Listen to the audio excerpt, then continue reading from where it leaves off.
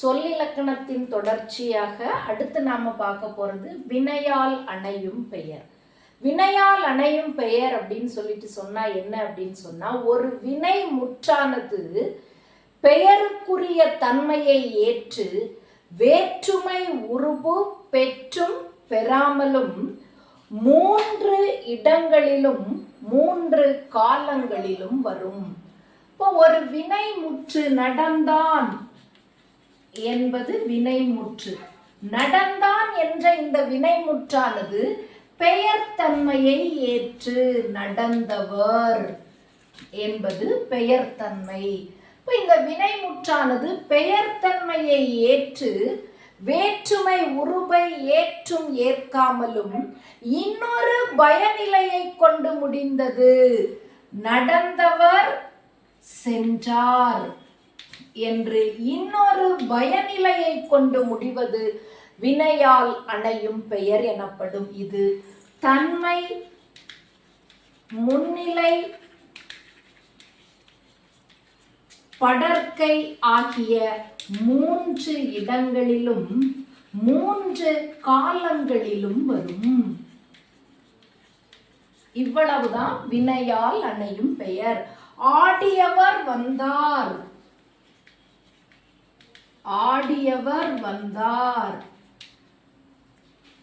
பாடியவர் சென்றார். இங்கே வினையால் அணையும் பெயர் எது அப்படின்னா, ஆடியவர், பாடியவர், வந்தவர், சென்றவர், இது எல்லாம் என்ன அப்படின்னு சொல்லிட்டு சொன்னா வினையால் அணையும் பெயர். ரொம்ப எளிமையா சொல்லணும் அப்படின்னா, வினையே, ஆடுதல் என்ற வினையே அந்த வினையை செய்பவருக்கு பெயராகி வருவதுதான் வினையால் அணையும் பெயர். இவ்வளவுதான் வினையால் அணையும் பெயர்.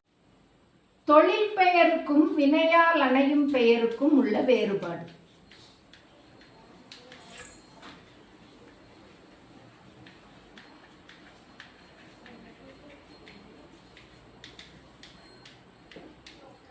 தொழில் பெயர்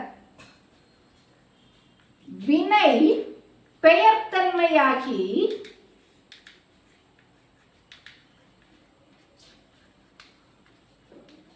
தொழிலை உணர்த்தும்.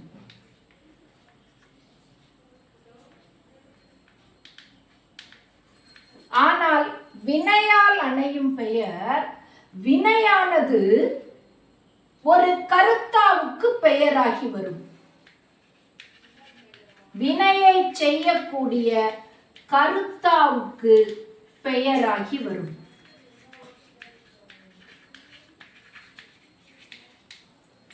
வினை தொழில் பெயர் காலம் காட்டாது.